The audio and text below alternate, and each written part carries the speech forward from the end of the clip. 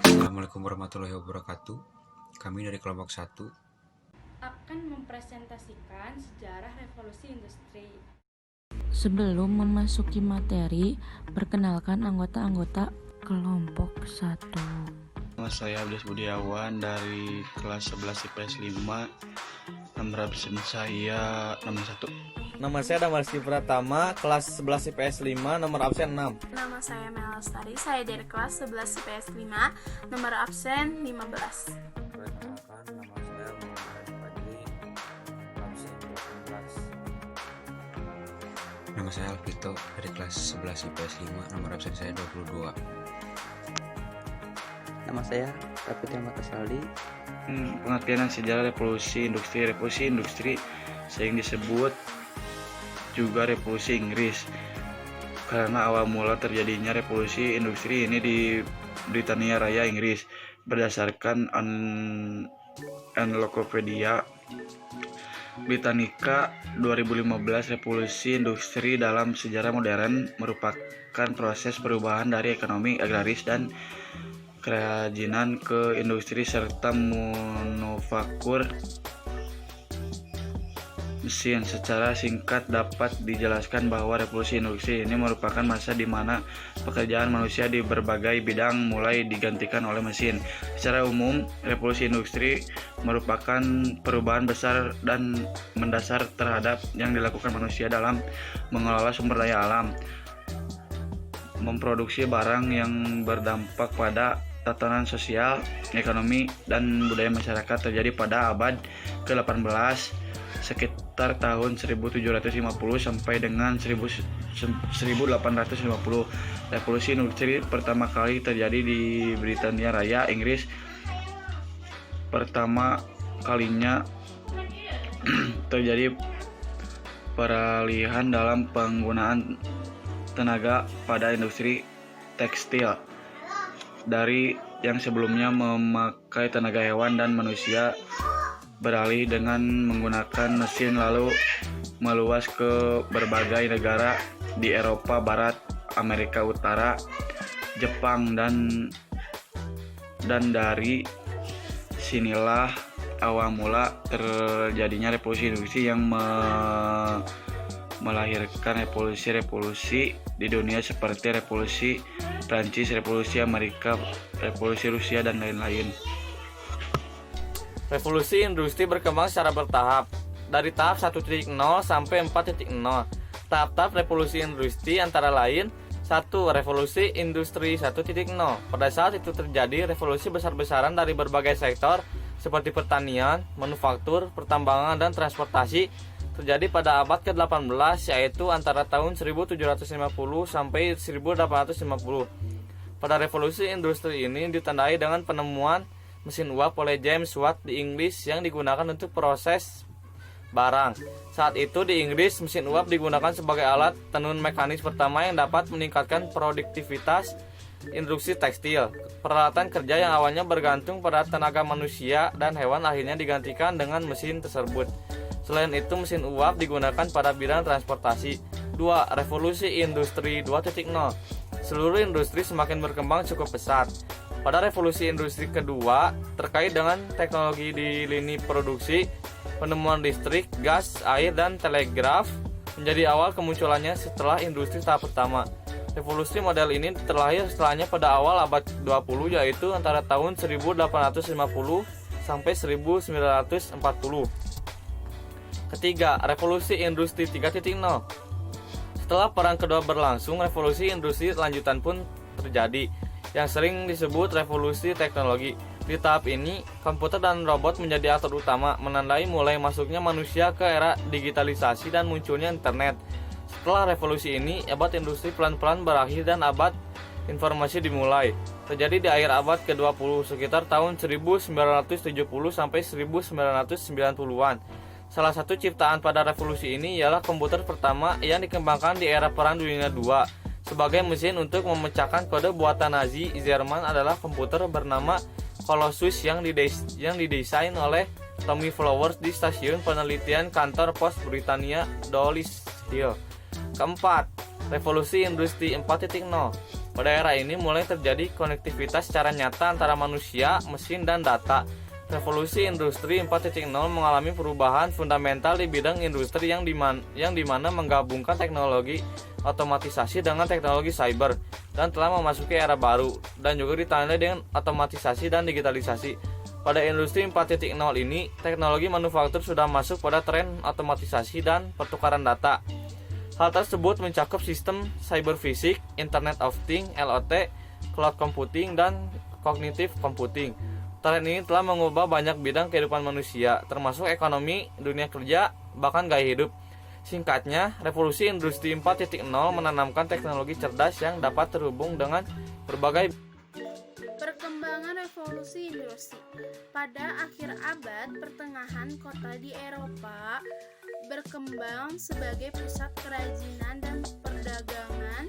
Pertumbuhan kerajinan menjadi industri melalui beberapa tahapan sistem sebagai berikut. 1. Sistem domestik. Tahapan ini dapat disebut sebagai tahap kerajinan rumah atau bisa disebut home industry. Para pekerja bekerja di rumah masing-masing dan alat yang digunakan mereka memiliki sendiri. 2. Manufaktur. Setelah kerajinan industri semakin berkembang, dibangun tempat khusus untuk bekerja agar lebih kondusif dalam memproduksi barang dan agar lebih baik mutu produksinya. Sebuah manufaktur dengan puluhan tenaga kerja didirikan dan biasanya berada di bagian belakang rumah majikan. Rumah bagian tengah untuk tempat tinggal dan bagian depan sebagai toko untuk menjual produknya. 3. Sistem pabrik. Tahapan sistem pabrik sudah merupakan industri yang menggunakan mesin. Tempatnya di daerah industri yang telah ditentukan. Tempat tersebut untuk tempat kerja. Sedangkan majikan tinggal di tempat lain. Demikian juga toko tempat pemasaran hasil industri diadakan di tempat lain. Jumlah tenaganya, kerjanya, buruhnya sudah puluhan, bahkan ratusan. Barang-barang produksinya dibuat untuk dipasarkan. Faktor penyebab terjadinya revolusi industri yaitu faktor kunci yang jadi penyebab revolusi industri di Inggris ialah negara Inggris yang mampu untuk menghasilkan produk yang dibutuhkan di pasaran dan harga yang terjangkau. Dengan menghasilkan produk menggunakan mesin, kebutuhan pasar dapat terpenuhi dengan baik dibandingkan jika menggunakan cara tradisional atau manual. Proses inilah menjadi penyebab adanya revolusi industri di Inggris. Selain itu, ada beberapa faktor lainnya yang menjadi penyebab revolusi industri, yaitu situasi yang politik yang stabil, Inggris kaya bahan tambang, adanya penemuan baru di bidang teknologi, kemakmuran Inggris akibat majunya pelayaran dan perdagangan, pemerintah memberikan perlindungan hukum terhadap hasil penemuan baru, dan ada satu lagi yaitu arus urbanisasi yang besar akibat revolusi agraria di pedesaan. Industri dan penemuannya. Tahun 1679, James Watt menemukan mesin uap yang mendorong lahirnya mesin-mesin lainnya. Ia kemudian dikenal sebagai bapak revolusi industri. Pada tahun 1701, Jethro Tull menemukan bor benih yang meningkatkan produktivitas di sektor pertanian Eropa Barat. Tahun 1750, Abraham Darby menggunakan batu bara atau kokes untuk melelehkan besi agar mendapatkan nilai besi yang lebih sempurna. Tahun 1800, Alessandro Volta penemu pertama kali baterai. Berikut ini adalah beberapa potret lukisan James Watt, penemu mesin uap pada abad ke-18, yang merupakan tokoh utama dalam terjadinya revolusi industri, dan ia dikenal sebagai bapak revolusi industri. Dampak revolusi industri dalam bidang teknologi, sosial, ekonomi, kebudayaan, dan politik.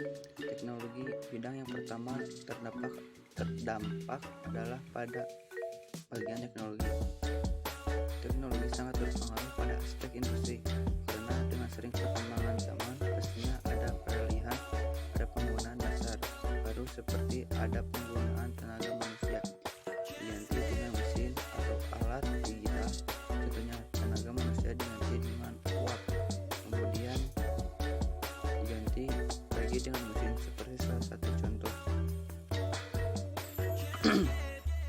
Terjadi revolusi industri di bidang teknologi yang sehingga peran manusia menjadi berkurang karena adanya kecanggihan yang lebih taktis dari hemat waktu, dan akibatnya pun sebagian manusia menjadi menganggur. Sosial. 1. Perkembangan arus atau pergerakan urbanisasi. 2. Upah pekerja dan buruh menjadi rendah. 3. Munculnya kelompok atau golongan pengusaha dan golongan buruh. 4. Terjadinya kesengajaan antara majikan dan buruh. 5. Timbulnya revolusi. Ekonomi. Ketersediaan barang kebutuhan melimpah dengan harga murah. 2. Perusahaan UKM atau kecil menjadi gulung tikar. 3. Kegiatan perkembangan semakin berkembang. 4. Sarana transportasi semakin lancar dan mudah. 5. Penerapan manajemen bisnis semakin mudah. Kebudayaan politik. 1. Menjadi kidak sosialis. 2. Muncul partai politik. 3. Munculnya imperialisme modern. 4. Terjadinya modernisasi budaya. Lalu, Dendels juga mengadakan perombakan pemerintahan secara radikal, yakni meletakkan dasar-dasar pemerintahan menurut sistem barat. Langkah-langkah tersebut antara lain, pemerintahan kolonial dipusatkan di Batavia dan berada di tangan gubernur jenderal. Kemudian, Pulau Jawa dibagi menjadi 9 prefektur. Hal tersebut dilakukan untuk mempermudah urusan administrasi pemerintahan. Kemudian, para bupati dijadikan pegawai pemerintah Belanda di bawah pemerintahan prefek. Kemudian, mengadakan pemberantasan korupsi dan penyelewengan dalam pungutan, pensimen dan kerja paksa. Kemudian, Kesultanan Banten dan Cirebon dijadikan daerah pemerintah Belanda yang disebut pemerintah gubernemen.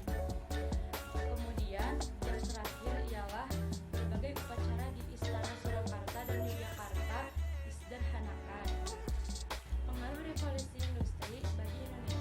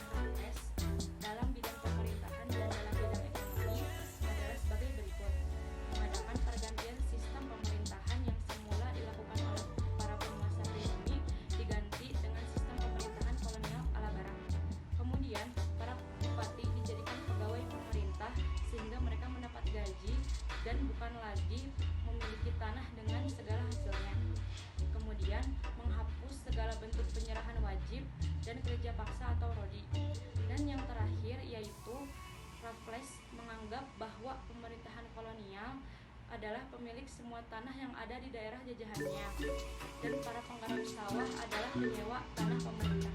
Perubahan di bidang sosial ekonomi.